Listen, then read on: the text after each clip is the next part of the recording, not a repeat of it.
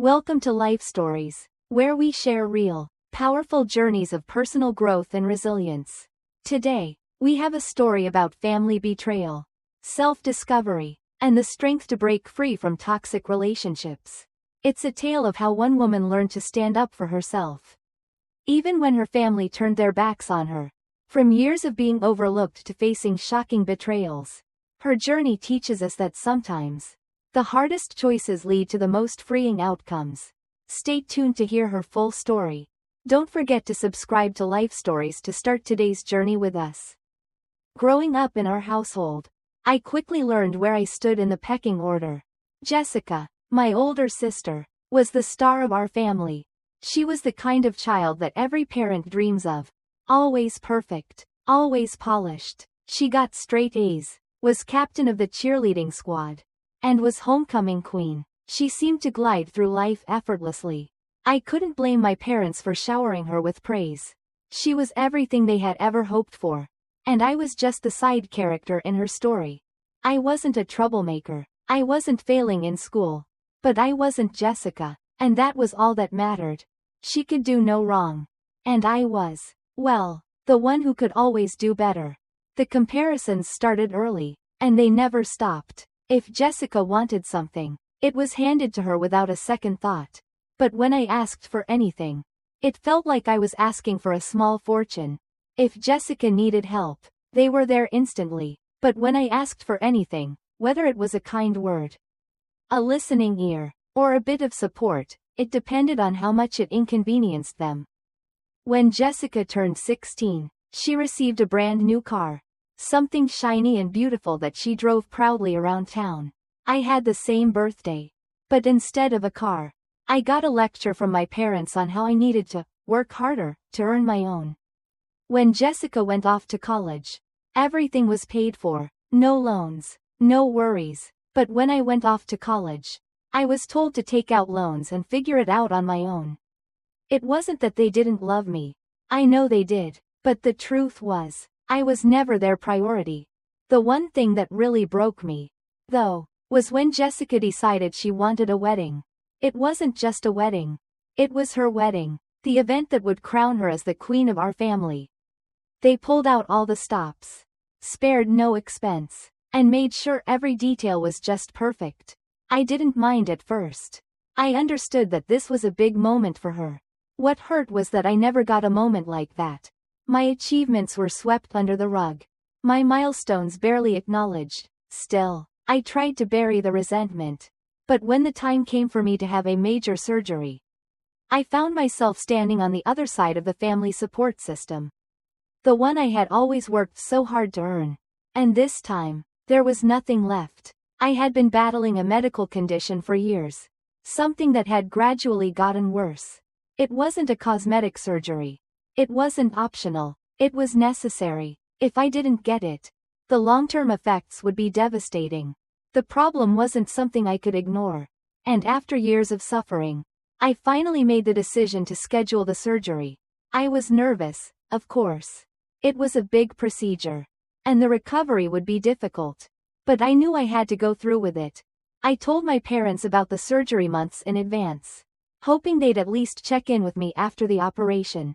I didn't need them to drop everything and take care of me. But I thought that maybe, just maybe, they'd stay for a few days while I recovered. After all, I had been there for Jessica during her milestones, supporting her in every way I could. I thought that was how family worked. You were there for each other when it mattered most. But a week before the surgery, my mom called. "Hey, honey, so Jessica just scheduled her wedding dress shopping for the same week as your surgery. You understand if we can't make it, right? This is a once-in-a-lifetime thing for her." I honestly thought she was joking.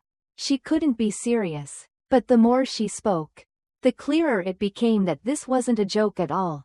"Mom, I won't even be able to walk properly for weeks. I need someone to help me." Her response was quick, almost robotic. "Sweetheart, Jessica needs us right now. Can't you ask a friend?" A friend? My own parents were telling me to ask a friend to take care of me after a major surgery. This was not just a simple cold or a mild inconvenience. I was about to undergo a life-changing procedure. But no, Jessica's wedding dress shopping was more important. I couldn't believe it. There was no anger at first. Just a deep sense of disappointment and hurt. I had been invisible my whole life. But this felt like the final confirmation. I didn't beg. I wasn't going to plead for help. So, I did what I had to do. I called my friend, Jake. He stepped up in a way I never expected. He drove me to the hospital, stayed with me during the worst nights, and made sure I had everything I needed. He helped me to the bathroom when I couldn't stand, made my meals, and reminded me to take my medication. He didn't have to do any of it, but he did. Meanwhile, my parents remained silent. Well, not entirely. I got a few text messages, mostly from my mom saying things like, "Hope you're feeling okay," and "Jessica found the perfect dress. It's so elegant." My dad didn't even bother to check in once. Not a single word from him. I was furious. But more than that, I was numb. This was the final straw. I had spent years trying to earn their approval, trying to fit into a mold that was never meant for me. But this was the moment I knew I had to cut ties. When I could finally move around on my own again, I made the decision. I was done. I was cutting them off for good. It wasn't about anger anymore. It was about self-preservation. I had given them so much of myself, and they had shown me time and time again that I wasn't worth their time or effort. The only thing left for me to do was to move on with my life. Focus on my recovery, and learn how to be my own source of strength. 3 months had passed since my surgery. I had slowly but surely gotten back on my feet. I was back at work, feeling more like myself again. And yet, I could still feel the weight of the past few months bearing down on me. I had cut off my parents, and in a way, it felt like a relief. The silence that had followed was peaceful. There were no more expectations, no more disappointment. For the first time in a long time, I felt free. It was early one afternoon when I saw my phone light up with an incoming call. My heart sank when I saw the caller ID. It was my mom. I almost let it go to voicemail. I didn't want to hear her voice. Didn't want to go through the same exhausting cycle of guilt and manipulation. But some small, almost irrational part of me, still wanted to hear her out. Maybe, just maybe, she had come to her senses. I answered the call, trying to sound indifferent, but I could hear the panic in my mom's voice the moment I said hello. "Oh, thank God you answered," she gasped. "We need help, sweetie." "What's going on?" I asked, my heart sinking. I already knew the tone of this conversation. "The mortgage payment bounced," she said, her voice shaking. "We can't pay it. If we miss another one, we could lose the house. Can you transfer some money today?" There it was, the familiar desperation, the same sense of urgency they'd always conveyed whenever they needed me to swoop in and save the day. My stomach twisted with a strange mixture of anger and sorrow. I had been their financial crutch for years, helping with bills, loaning them money, even paying off part of their mortgage once when they were on the verge of losing the house. But this time, I couldn't help them, not after everything. I took a deep breath before responding. "No, Mom, I can't help you."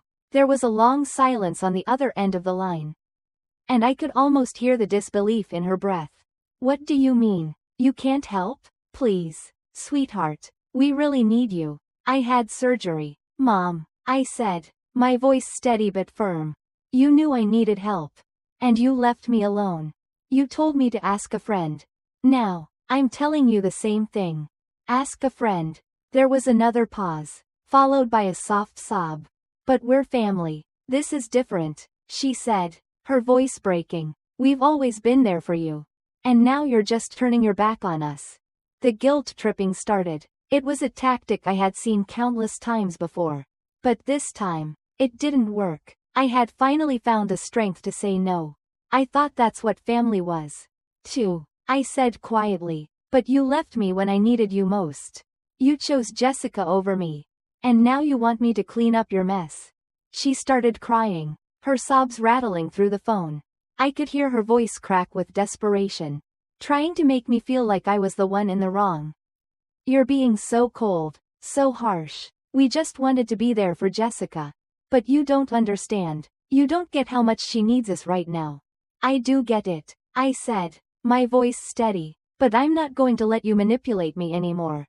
You chose your priorities, and now you'll have to deal with the consequences. Guess you'll have to find a new sponsor. The line went dead. I hung up the phone, my heart pounding in my chest. For a moment, I was unsure whether I had done the right thing. Had I been too harsh? Should I have helped them, despite everything they'd done? But deep down, I knew the answer. I had given them so much of myself, only to be treated as if I didn't matter.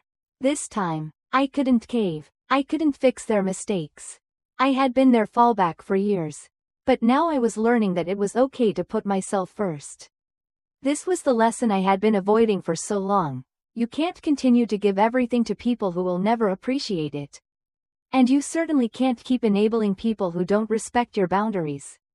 For the first time in a long time, I felt a strange sense of peace. Yes, I was angry, but I was also relieved. Relieved that I had finally stood up for myself. Even when it hurt, it wasn't about winning or losing. It was about reclaiming my life. And in that moment, I knew I was on the path to something better. The weeks that followed my decision to cut ties with my parents were strangely quiet.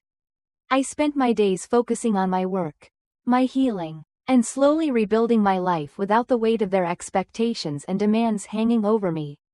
It felt like a breath of fresh air. But I knew that the peace wouldn't last forever. There was always a cost to severing ties with family, and I was about to learn just how high that price would be. One afternoon, a few weeks after my phone call with my mom, I ran into an old family friend, Mrs. Alvarez, at the grocery store. She was someone I had known since childhood. A neighbor who had always been kind to me. She waved me over, her face drawn with concern. "Sarah, I've been hearing some things," she said softly, looking over her shoulder to make sure no one was listening. "Your parents have been saying some awful things about you. They're really upset." I felt my stomach tighten. I didn't need to ask what they were saying. I knew. My parents had always been good at spinning stories, manipulating the narrative to make themselves look like the victims. And sure enough, Mrs. Alvarez confirmed my suspicions. "They're telling people you abandoned them in their time of need," she said, her voice full of disbelief. "That you're greedy, that you turned your back on them when they needed you most." I laughed bitterly, but it was a hollow sound. Greedy? I had been their personal ATM for years. I helped them with bills, loaned them money, even helped pay off part of their mortgage when they were about to lose the house. And now they're calling me greedy? Mrs. Alvarez hesitated before continuing. "Well, they don't mention that part. They're trying to make Jessica look like the good daughter and you the bad one. They've been talking a lot, too, saying you cut them off for no reason." The anger I had buried so deeply for so long surged to the surface. It wasn't enough for them to ignore me, now. They were trying to twist the story, to make me the villain in a narrative that I wasn't even part of. They had completely rewritten history.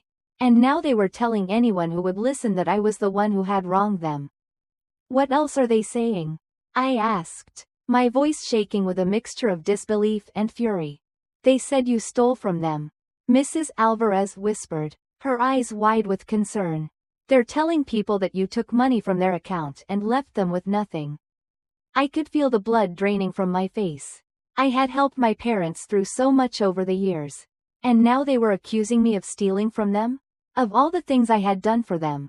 All the times I had put my own needs aside to support them. This was the betrayal that cut the deepest.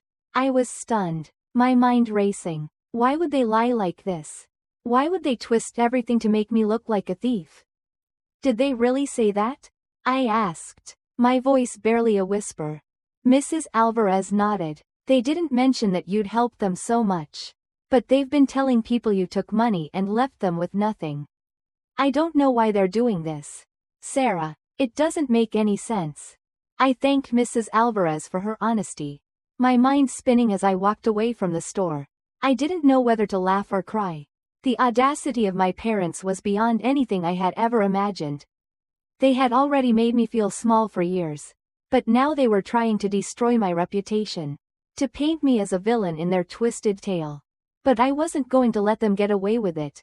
I wasn't going to let them lie and manipulate their way out of this. They had already shown me their true colors. And I wasn't going to let them drag me down with them. I made a decision that night. I was going to confront them. I wasn't going to let them continue to spread their lies. I didn't know how things would unfold. But I knew one thing for sure. I wasn't going to back down anymore. They had betrayed me in the worst way. And now it was time for the truth to come out. As I walked out of my parents' house that day, I felt a strange calm settle over me. The chaos, the anger, the betrayal, all of it had been swirling in my mind for so long.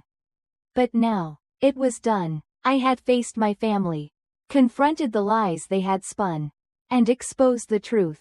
For the first time in years, I didn't feel like a victim.